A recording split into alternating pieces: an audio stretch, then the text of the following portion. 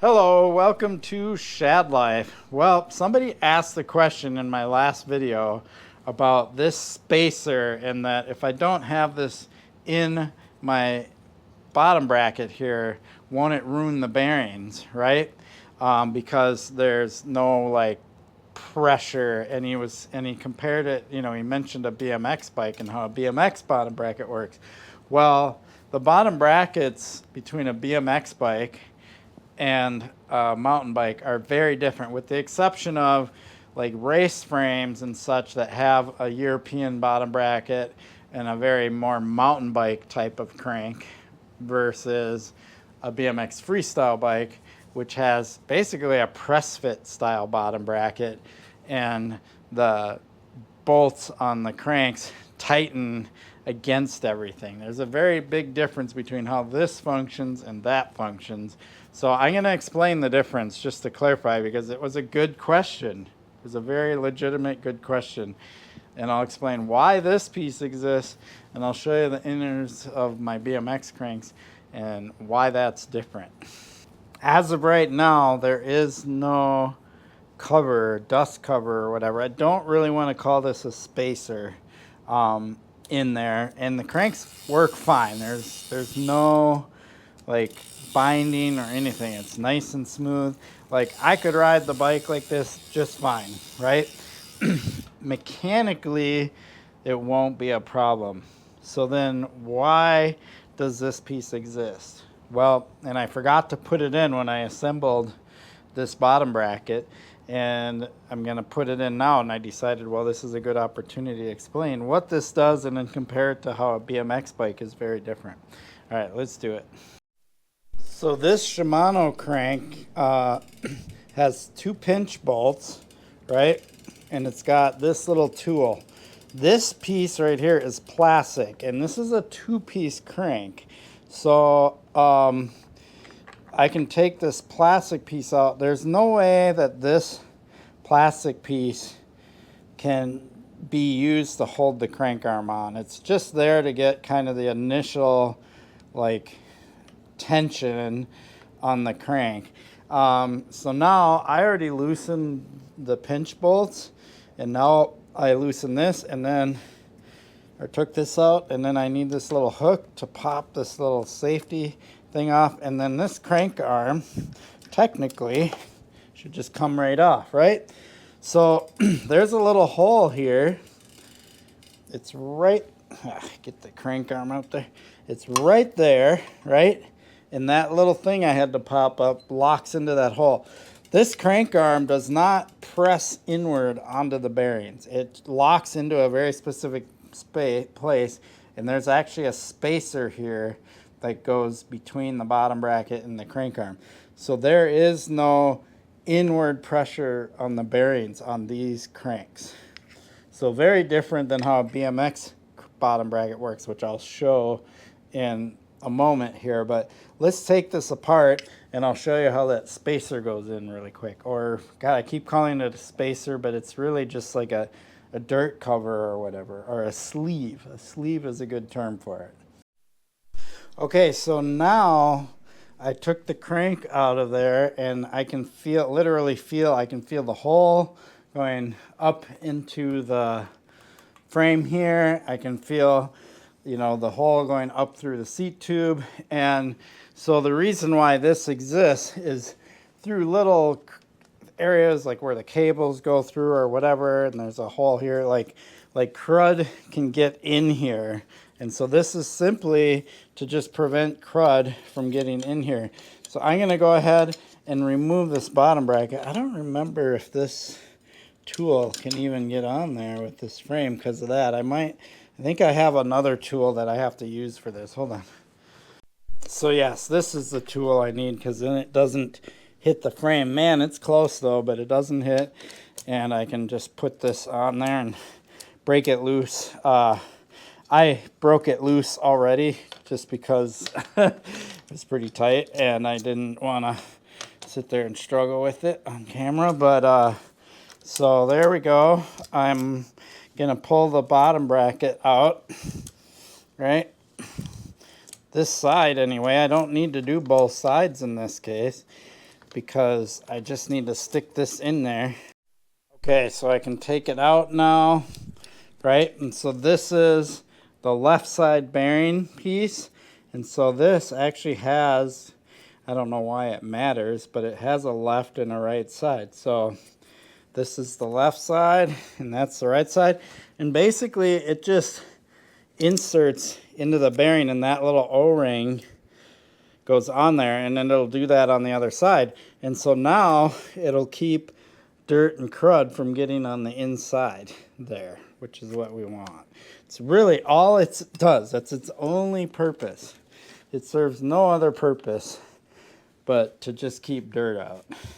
So we'll go ahead and put this back on and reassemble the crank, and then I'll show you that last step of kind of how the crank arm goes on and why it really doesn't, you know, put pressure on the bearing itself. Okay, so now that sleeve is in there, I'm calling it a sleeve now, which is good because it's not a spacer. The bearing tightens into the frame, not against the sleeve, right? And that sleeve, it's not resting on the inner race of the bearing or anything like that. It's just there keeping dirt out. But I can't poke my finger into the frame anymore or anything like that. It's the sleeves protecting it. So the crankset is two pieces. Like this piece is built, you know, into this crank arm. There's a thing there. Well, actually, this is the spacer where I can take that off and change out the chain ring.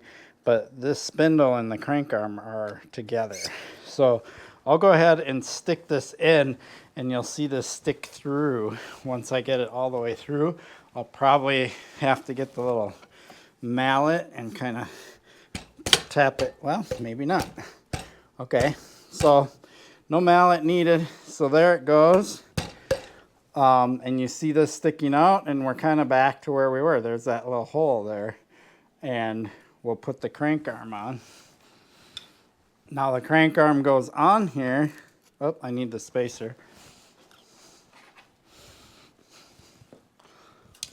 Yep.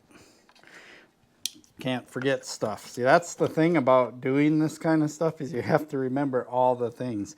So now this little tab, if I push it down, it goes into that hole that was in the spindle. So now the crank arm can't fall off. It's a little wobbly because the pinch bolts aren't tight, but it can't fall off. But it's also not putting pressure against the bottom bracket. It is like in the perfect place. It's like everything has to be the exact measurement for all of this to work out. Otherwise it wouldn't work very well. But it is, and so it all works. Now we got this little plastic thing, and I'll tighten that. But I'm not gonna crank it down like super tight like you would a BMX one, and we'll see the BMX one in a moment. Okay. So it just needs to be tight enough, right? So now what I'm gonna do is pinch these pinch bolts down.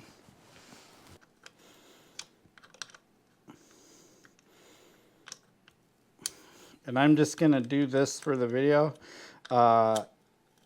What I do is, I believe I always have to look it up, but I think these are 15 Newton meters. And I'll take the torque wrench and make sure these are the right tightness. But basically, you get these pinch bolts bolted down, and you're done. Your crankset is on, and it freely flows. And again, there is no inward pressure pressing on the bearings. Everything just perfectly lines up, nice and neat. Okay, so there you have it. It is working like a charm, right? So, you know, nice, free-flowing, smooth crank. So that's what that dust cover is that I forgot to put in there. Okay, now this is my BMX bike, and these are the profile cranks I was talking about. And it also spins smoothly, right? So how does this work? Why am I saying this is so different? Well, because there's no pinch bolt or anything. This bolt here and the other side has one. So these are 3-piece crank, not 2-piece. And when I tighten these bolts, it pushes the crank arms inward and puts pressure on the bearings on the inside. So there's a spacer in between that has to be the perfect width, that when the crank arms push, the inner brace of the bearings push against that spacer and equalize the pressure. Otherwise, without the spacer, when I crank these tight, I'd keep putting more and more pressure on the bearings, and then my pedals wouldn't go around very easily. So let me show you that spacer. Okay, so now that I have the crank arm out, there is a spacer in here between the cranks, and that spacer prevents the bearings from getting pushed in and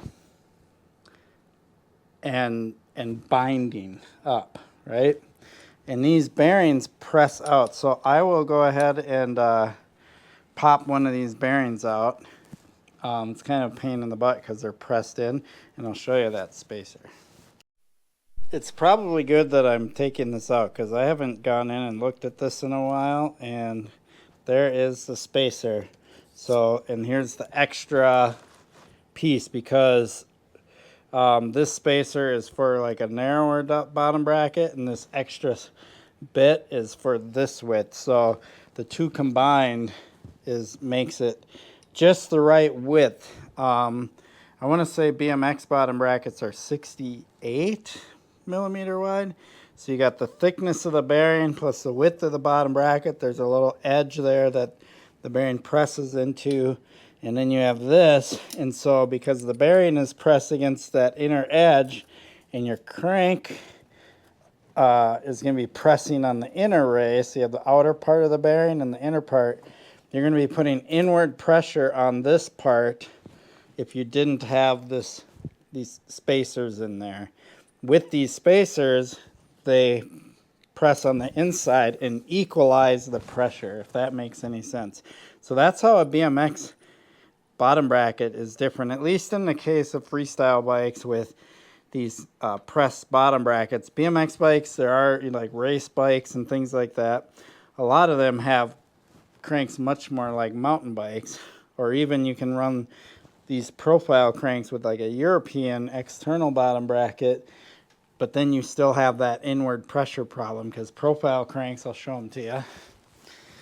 Profile cranks, there is no, the crank arm doesn't just sit in one spot all the time. When you tighten these bolts, they're putting that, they're like what, compression bolts or something like that, and they're putting inward pressure from both sides, and that's why it's different than the mountain bike crank, where there's that little hole you saw and the crank arm is always locked into that same space. It's never pressed inward and putting load on the bearings. So just kind of a different setup. One of the main reasons why like a BMX freestyle bike is set up this way is because you're doing a lot of, you know, if you watch street riders and stuff, they're doing a lot of grindings. They might throw their bike, whatever. And if you had external bearings or, you know, setups like that, or even like aluminum or lightweight cranks like mountain bikes, this is all steel, right? Our 4130 chromoly spindle. You want everything to be strong and durable. You can't go all fancy and lightweight very easily and expect your your stuff to hold up. So that's why this is the way it is. It's kind of a pain in the butt to work on, but it's super reliable and durable. Okay, now I put the spindle back in. I made sure to put those spacers in there. Now I'm tightening these down, right? And so what is happening as I tighten these down is I'm putting inward load on the bearings, and then that spacer, the inner race goes up against that spacer because it's the perfect width, and then that presses load back out, so everything balances out and you get perfect load. So what I'm doing is when I go really tight on here, right, I'm pressing up against that spacer, right, and I want to get these as tight as possible. And I don't think there's any torque specking or anything on this stuff. I've never really seen it. There probably is, but I just go as tight as I can because everything's, you know, 4130 chromoly steel, like good stuff that isn't going to strip or bend. And now I have, well, my chain is in the way, but now I have a nice, smooth operating crank. It's not binding up or anything. If I didn't have that spacer in there and I'm tightening this, I'd be putting that too much load on the bearings, and it would start, the cranks would be harder to move and it would start to bind up. And then the bearings would wear much faster and they wouldn't last very long if that was the case. So yeah, that's how a BMX bottom bracket works. And there we go.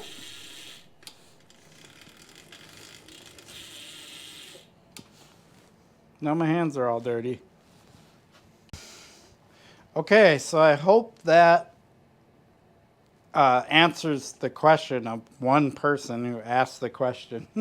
But, you know, now you know, like if you're ever curious, the differences in how bottom brackets work. Where the similarity is like in the parts. They all have bearings on both sides. They all have the spindle, which is the middle piece. They all have crank arms. But how all that goes together is very different. There's a few different systems, but the two I just showed you are the most common. And profile, these are made in the US. They've been around since like the late 70s. And this system that they have going on here has existed for that long. It's kind of blows my mind how much, like this crank, aside from its shape, it's more rounded than they originally were. They originally were more squared off. Aside from that, it's basically the same thing as it was when they originated in the late 70s and early 80s. And they were like the crank to have, along with another brand called Redline. Redline flight cranks were really popular then. And the Redline flight cranks had a pinch bolt. But aside from the pinch bolt, they did exact same thing. They had fewer splines, which are the splines that the crank arm slides and locks onto. So when you're pedaling, the spindle and sprocket and everything move. But aside from that, they were a very similar design. They still needed that spacer. They still had that inward pressure on the bearings if you didn't have it, all that stuff for a long time. And it's kind of cool to see that this system is still around and tried and true to this day, versus like mountain bikes and road bikes and stuff where it's evolved over many years, where you used to have a spindle with square taper and then the threaded bearings and all that. Then they were all one piece called cartridge bottom brackets, and now they're like what I showed you on my mountain bike, where they have external bearings and stuff like that. So there you have it. Cool. I'm glad I got my spacer in that one, and that this was a good excuse to make this video. I appreciate your support for my channel. Please like and subscribe. Peace.